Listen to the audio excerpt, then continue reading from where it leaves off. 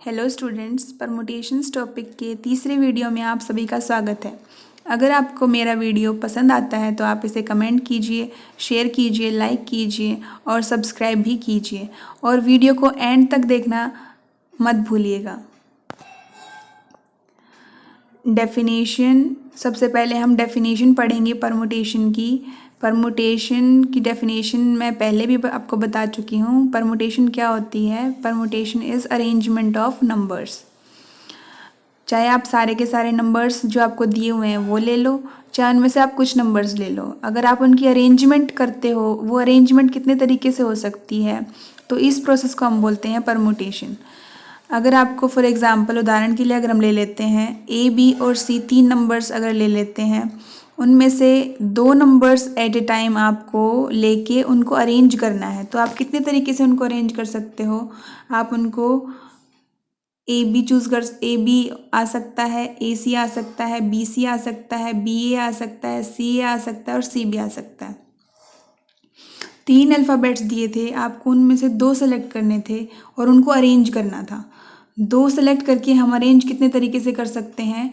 6 तरीके से हम उनको अरेंज कर सकते हैं। यहाँ पे आपने ध्यान दिया होगा कि ए बी अरेंजमेंट और बी ए अरेंजमेंट को डिफरेंट कंसिडर किया गया है। तो जब अरेंजमेंट होती है तब हम इन सबको, ए बी और बी ए को ऑर्डर कंसिडर करते हैं हम नंबर्स का या फिर अल्फ़ाबेट्स का। ऑर्डर मायने रखता है। पहले आपने यहाँ पे ए बी में क्या सिलेक्ट किया? ए, और बी ए में क्या सिलेक्ट किया? बी। तो order of numbers, order of selection मायने रखता है इन अरेंजमेंट। आपको और अच्छे से क्लियर हो जाएगा जब हम डिफरेंस देखेंगे कि what is the difference between permutation and combination.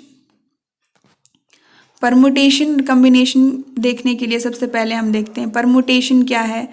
Permutation आपको पता ही है, अरेंजमेंट है। And what is combination? Combination is the selection और टू चूज़ थिंग्स। आप सेलेक्ट कितने तरीके से कर सकते हो? अगर आपको पीछे वाले एग्जाम्पल में दिया होता कि ए बी सी, आपको तीन अल्फ़ाबेट्स दे रखे हैं और आपको दो अल्फ़ाबेट्स सेलेक्ट करने हैं, तो that selection can be done in only 3 ways. इसमें आपकी ए बी और जो बी ए है वो सेम कंसिडर की जाएगी। इसमें ऑर्डर मायने नहीं रखता। जब आप सेलेक्ट करते हो तो ऑर्डर मायने नहीं रखता है, लेकिन जब आप अरेंज करते हो तो ऑर्डर ऑफ सिलेक्शन मायने रखता है। अब हम, क्योंकि परमुटेशन के बारे में पढ़ रहे हैं, तो हम परमुटेशन का फॉर्मूला देखेंगे कि उसका फॉर्मूला क्या है और उसके फॉर्मूला की नोटेशन क्या है।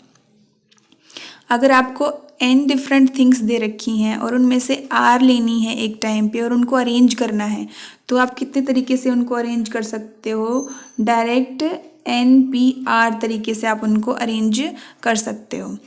NPR का जो फॉर्मूला है वो है n आर फैक्टोरियल। अब इसका एक अगर हम एग्जाम्पल देखें, 5p2, 5p2 किसके इक्वल है? 5 फैक्टोरियल अपॉन 5 माइनस 2 फैक्टोरियल। हमने फॉर्मूला में n की जगह पे 5 पुट कर दिया और r की जगह पे 2 पुट कर दिया, तो हमें मिलता है 5 फैक्टोरियल अपॉन 3 फैक्टोरियल। आप इसको फर्दर सोल्व कर सकते हो, 5 into 4 into 3 factorial upon 3 factorial करके। 3 फैक्टोरियल से 3 फैक्टोरियल कैंसिल हो जाएगा और आंसर आ जाएगा आपका 20।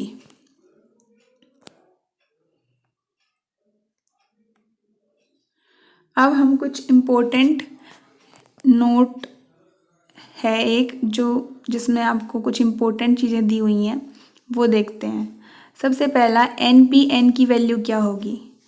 NPN is equal to n factorial upon n minus n factorial, which is equal to n factorial upon 0 factorial, which is further equal to n factorial. Why? Because this 0 factorial की value is 1. 0 factorial की value है 1. Then NP0, NP0 किसके equal होता है? n factorial upon n minus 0 factorial, which is equal to n factorial upon n factorial, which is equal to 1. और सबसे important चीज़ कि जो आपका ये परमुटेशन का फॉर्मूला होता है NPR, इसमें r की वैल्यू n से बड़ी नहीं हो सकती।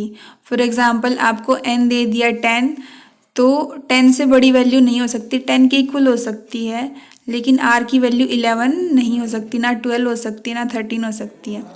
उससे कम हो सकती है और उसके इक्वल हो सकती है, लेकिन n से बड़ी r की वैल्यू नहीं हो सकती। ये ध्यान रखने वाली बात है।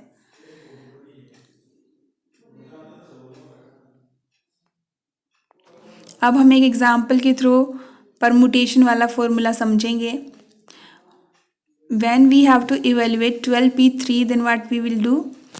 12p3 को इवेलुएट करने के लिए करेंगे, this will become equal to 12 factorial upon 12 minus 3 factorial. Formula के अंदर हमने n की जगह 12 पुट कर दिया और r की जगह पे 3 पुट कर दिया, तो ये हमारा आ गया 12 फैक्टोरियल अपॉन 9 फैक्टोरियल। और फिर हमने 12 फैक्टोरियल को 9 फैक्टोरियल तक एक्सपेंड किया, 12 into 11 into 10 into 9 factorial upon 9 factorial. 9 factorial से 9 फैक्टोरियल जब कैंसिल आउट हो गया तो हमारा आंसर आया 1320। सिमिलरली एक और एग्जांपल हम देखते हैं, एक और क्वेश्चन हम देखते हैं, that is very important. This question is very important.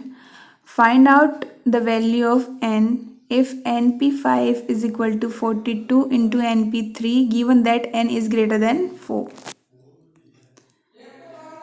ये दिया हुआ है आपको np5 is equal to 42 into np3, तो हमें जो पता है हम वो करते जाएंगे। हमें np5 का फॉर्मूला पता है, किसके इक्वल आ जाएगा n factorial upon n minus 5 factorial. हमें np3 का फॉर्मूला पता है, ये किसके इक्वल आ जाएगा n factorial upon n minus 3 factorial.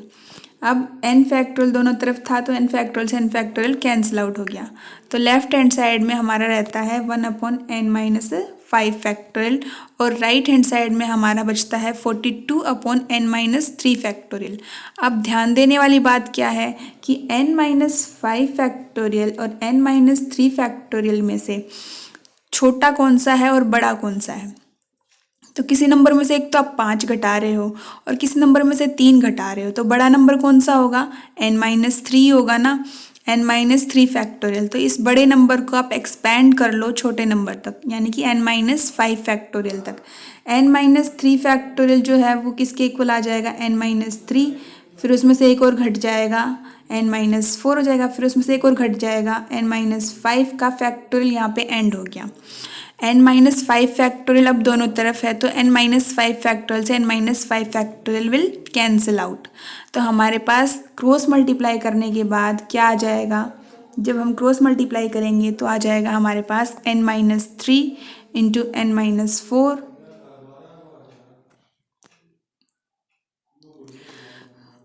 Is equal to 42। जब हम इसकी अंदर मल्टीप्लाई कर लेंगे, n की जब n के साथ करेंगे तो n स्क्वायर, n की जब -4 के साथ करेंगे तो -4n, -3 की जब n के साथ करेंगे तो -3n और -3 की जब -4 के साथ मल्टीप्लाई करेंगे तो प्लस का 12। और 42 जो राइट हैंड साइड में था उसको हमने लेफ्ट हैंड साइड में ले लिया और वो आ गया -42 इज इक्वल टू 0। यह आ गया अब n square minus 7n minus 30 is equal to 0 simplify करने के बाद। अब ये क्वेश्चन किसका बन गया आपका, solving of the quadratic equation. हमें रूट्स निकालने हैं क्वाड्रेटिक इक्वेशन के, क्वाड्रेटिक इक्वेशन को हमें सोल्व करना है। तो इसको सोल्व करने का मेथड क्या है, हमें दो नंबर्स ऐसे फाइंड आउट करने हैं जिनका सम कितना हो -7 और प्रोडक्ट कितना हो -30। तो ऐसे दो नंबर्स हमने हिट एंड ट्रायल मेथड से सर्च किए तो हमें मिले -10 एंड 3। -10 एंड 3 ऐसे नंबर्स हैं दो जिनका सम है -7 और जिनका प्रोडक्ट है -30। तो हमारा काम अब आसान हो गया। तो हम क्या करेंगे, -7 को दो फैक्टर्स में तोड़ लेंगे। तो -7n को हमने लिख दिया -10n प्लस 3n। ये -10 और +3 कहाँ से आए, जो हमने नंबर्स चूज़ किए थे वहाँ से। तो -10n प्लस 3n -7n ही होता है। तो हमने ऐसा किस लिए किया, हमने ऐसा इसलिए किया ताकि हम कॉमन निकाल सकें और हम इसको फैक्टराइज कर सकें। तो पहले जो दो टर्म्स हैं एन स्क्वायर माइनस 10n, इनमें से क्या कॉमन निकल सकता है n, तो n माइनस 10 पीछे बच जाएगा। और 3n माइनस 30 में से क्या कॉमन निकल सकता है 3, तो n माइनस 10 बच जाएगा अंदर। अब n माइनस 10 दोनों जगह पे है तो n माइनस 10 दोनों जगह से बाहर आ जाएगा और n प्लस 3 अंदर बच जाएगा और इज इक्वल टू 0 आ जाएगा। अब दो नंबर्स की प्रोडक्ट 0 आ रही है, ऐसा कब पॉसिबल होता है, जब दोनों नंबर्स में से एक नंबर 0 हो, या तो n माइनस 10 0 हो या फिर n प्लस 3 0 हो। n माइनस 10 जब 0 होगा तो वहाँ से n की वैल्यू कितनी आ जाएगी 10 आ जाएगी, और जब n प्लस 3 0 होगा तो वहाँ से n की वैल्यू कितनी आ जाएगी -3 आ जाएगी। अब क्योंकि हमें दे रखा है कि n इज ग्रेटर देन 4 और -3 तो 4 से छोटा है, तो ओनली पॉसिबिलिटी क्या बची हमारे पास n इज इक्वल टू 10। तो हमारा आंसर आ गया n is equal to 10। I hope आपको समझ आ गया होगा कि फैक्टराइज कैसे करते हैं हम। Thank you very much for your patient listening.